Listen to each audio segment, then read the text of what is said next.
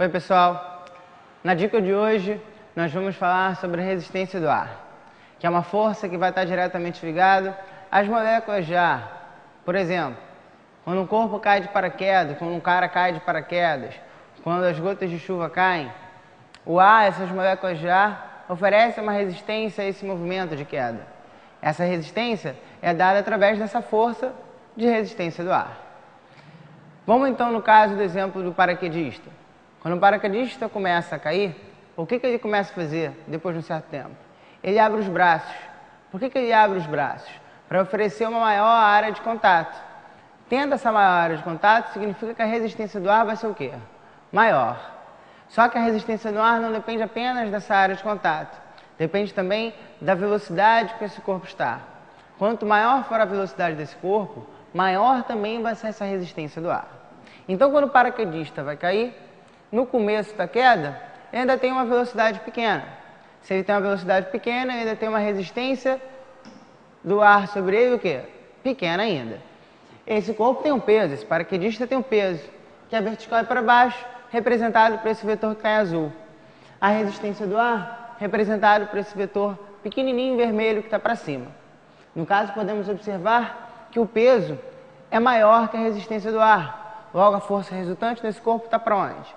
Está para baixo. Se a força resultante está para baixo, significa que a aceleração desse corpo também está para onde? Está para baixo. Então, o cara está aumentando a velocidade dele. Ainda está aumentando. Se está aumentando, significa que a resistência do ar está fazendo o quê? Também está aumentando. Repara agora que esse vetor vermelho é maior que o vetor vermelho anterior. Mas o peso do cara continua igual. O cara ele não engorda, ele não emagrece. O peso dele continua igual. Só que ainda maior que a resistência do ar. Logo, a aceleração continua para baixo. Repara que essa aceleração é menor que a primeira aceleração, mas ainda é para baixo. Então o cara continua aumentando a velocidade. Ele continua aumentando a velocidade, então ele vai continuar aumentando a resistência do ar sobre ele. Até um ponto que essa resistência do ar se torna igual a quem? Se torna igual ao peso. Quando a força de resistência no ar que aponta para cima for igual à força do peso que aponta para baixo, você tem tudo que puxa para cima igual a tudo que puxa para baixo. Logo, a força resultante nesse corpo vale quanto? Zero.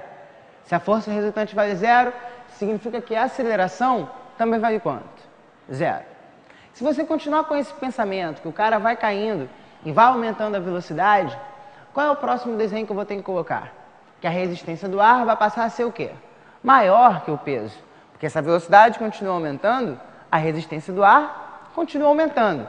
Se ela era igual, agora ela vai passar a ser maior. Então, a resistência do ar maior que o peso, eu vou ter uma força resultante apontando para cima, logo eu vou ter uma aceleração apontando para onde? Para cima.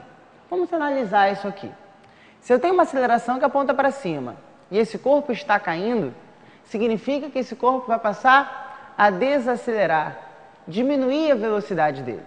Então imagine esse paraquedista que pula de uma altura muito alta, vamos supor 30 mil pés, 40 mil pés. O que vai acontecer?